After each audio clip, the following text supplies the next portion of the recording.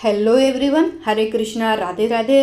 Friends, आज की video में हम ये देखेंगे कि मोहिनी एकादशी पे लड्डू गोपाल की सेवा कैसे करनी है और मोहिनी एकादशी पे हमारे ठाकुर जी का श्रृंगार कैसे करना है और भोग क्या लगाना है और पूजा कैसे करनी है। फ्रेंड्स, वीडियो को अंत तक देखिएगा, जिसने हमारे श्री विष्णु जी ने मोहिनी का रूप क्यों धारण किया था। वैसे तो उन्होंने कई बार मोहिनी का रूप धारण किया था, पर मैं आपको दो कहानियां बताऊंगी कि हमारे श्री विष्णु जी ने मोहिनी का रूप क्यों धारण कर दिया था।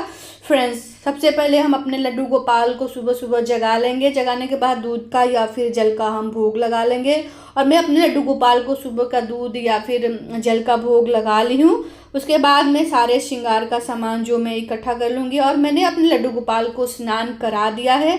स्नान में मैंने चंदन से स्नान कराया है अपने लड्डू गोपाल को, जो कि वैशाख का महीना चल रहा है, तो चंदन से वह हमारे लड्डू गोपाल को देना होता है। हो सके तो पंचामृत स्नान कराएं या फिर एकादशी पे हमें कच्चे दूध से भी स्नान कराना होता है। फ्रेंड्स, देखिए, साल में 24 एकादशी पड़ती है और हर एकादशी का अपना अलग अलग महत्व होता है।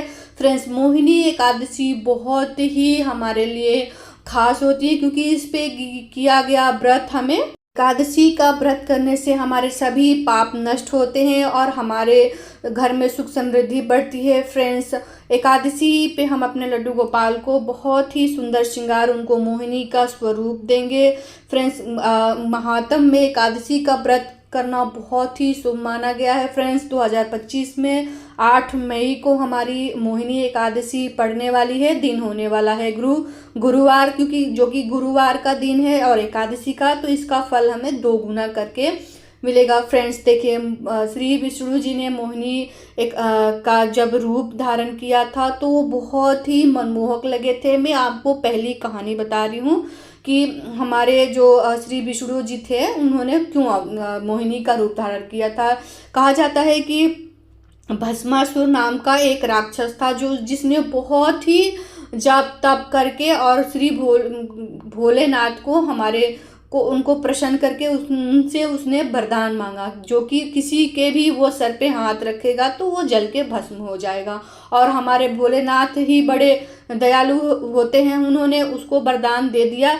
वरदान मिलते ही उसने भोलेनाथ से कहा कि मैं आपके ऊपर ट्राई करूँगा, देखूंगा कहीं आपने मुझे वरदान गलत तो नहीं दिया है, और मैं आपके सर पे हाथ रख के चेक करना चाहता हूँ।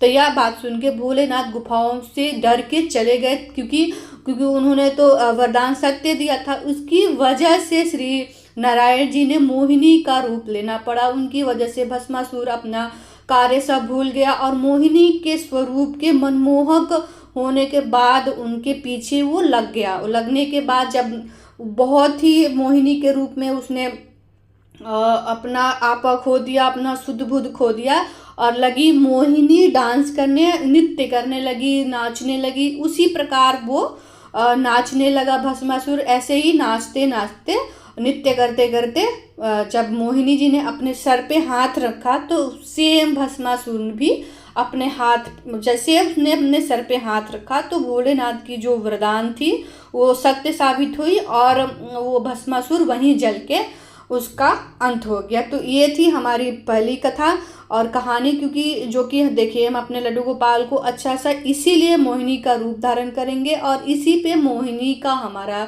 जो एकादशी का दिन था इसीलिए वो पड़ा था। और देखिए, मैं अपने लड्डू गोपाल को जो भी मैंने चंद्रिका बनाई है, ये भी मैंने घर पे ही बनाई है अपने लड्डू गोपाल के लिए। मैंने, क्योंकि ये हमारे पास राधा रानी नहीं है, तो मैंने चंद्रिका बनाया। बहुत ही प्यारा लग रहा है और सेम जो मैंने कपड़े का डिज़ाइन है उसी तरह मैंने चंद्रिका बनाया है। अब कमेंट में ज़रूर राधे राधे लिखिएगा और बताइएगा कि मेरे लड्डू गोपाल का मोहिनी रूप आपको कैसा लगा, कितना मनमोहक लगा, और राधे राधे जरूर लिखिएगा। फ्रेंड्स, मोहिनी एकादशी का बहुत विशेष महत्व माना जाता है। कहा जाता है कि जो भी एकादशी का व्रत करता है, क्योंकि हर एकादशी का अलग अलग अपना भाव होता है, अलग अलग चीज़ें होती है। तो फ्रेंड्स, देखिए, अगर आप अपने लड्डू गोपाल को मोहिनी का रूप नहीं दे सकते, नहीं समय है, तो सिर्फ उस दिन अपने लड्डू गोपाल को एकादशी के दिन ऐसे सिर्फ उनको एक चुन्नी, छोटा सा दुपट्टा उनको ओढ़ा दीजिएगा। माथे पे जैसे उनको दुल्हन बनाना होता है, खूब प्यारा सा श्रृंगार करेंगे। इस तरह हम अपने लड्डू गोपाल को मोहिनी का स्वरूप देंगे। फ्रेंड्स, अब हम दूसरी कहानी सुनेंगे मोहिनी जी की। फ्रेंड्स, जब समुद्र मंथन हुआ था, उसमें से बहुत सी अलौकिक चीज़ें निकली थी। उसमें से अमृत कलश भी निकला था। फ्रेंड्स, अमृत कलश निकलने के बाद जब देवताओं और राक्षसों में युद्ध हुआ, जो कि अमृत कलश निकला था, तो वो राक्षसों के पक्ष में गया था।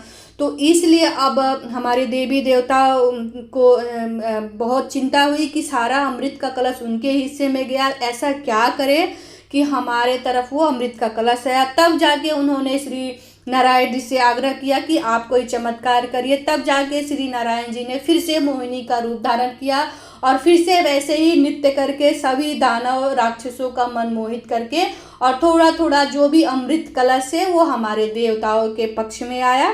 तो इस तरह से हम अपने लड्डू गोपाल को भी एक छोटा सा अमृत कलश देंगे। ये देखिए, मेरे पास एक बड़ा सा कलश है, जो मेरे लड्डू गोपाल 5 नंबर के हैं, तो उनके साइज से बड़ा कलश हो रहा है। तो हम ऐसे ही एक छोटी सी कटोरी ले लेंगे जो हम अपने लड्डू गोपाल को भोग लगाते हैं, उसी में हम अपने लड्डू गोपाल का अमृत कलश बनाएंगे। तो अमृत कलश के साथ आपको मेरे लड्डू गोपाल का श्रृंगार कैसा लगा है कमेंट करके जरूर बताइएगा। फ्रेंड्स, जैसे हम हर एकादशी को पूजा करते हैं लड्डू गोपाल की, जो कि व्रत जो नहीं रखते हैं एकादशी की, तो सिर्फ हम लड्डू गोपाल की पूजा करते हैं, उनको भोग लगाते हैं, उनका स्नान करते हैं। जैसे हम हर एकादशी पर स्नान कराते हैं, वैसे अपने लड्डू गोपाल को स्नान कराएंगे, वैसे ही उनको भोग लगाएंगे। फ्रेंड्स, जैसे कि आपको पता है कि अगर आप व्रत नहीं रख रहे हैं, उस पे आप उस दिन चावल का त्याग करें, और अगर व्रत रख रहे हैं तो उसका भी वीडियो आपको मेरे YouTube चैनल पे मिल जाएगा कि उस दिन पूजा कैसे करनी है, एकादशी व्रत का पूजा कैसे करनी है। तो आशा करती हूँ कि आपको मेरी वीडियो अच्छी लगी होगी, और ऐसे ही अपने लड्डू गोपाल का हम श्रृंगार करेंगे, उनकी आरती करेंगे, और उनको भोग में हम अन्न का भोग नहीं लगाएंगे, इसका हमें खास ख्याल रखना है। फ्रेंड्स, आशा करती हूँ कि आपको मेरी वीडियो अच्छी लगी होगी, तो वीडियो को लाइक कीजिएगा, चैनल पे नए हैं तो चैनल को ज़रूर सब्सक्राइब करिएगा, और कमेंट में राधे राधे लिख के कमेंट में ज़रूर बताइएगा कि मेरे लड्डू गोपाल का जो मोहिनी स्वरूप है आपको कैसा लगा। तो मिलते हैं आपको दूसरी वीडियो में। तब तक जय श्री कृष्णा, राधे राधे। आप सभी को मोहिनी एकादशी की बहुत बहुत शुभकामनाएँ।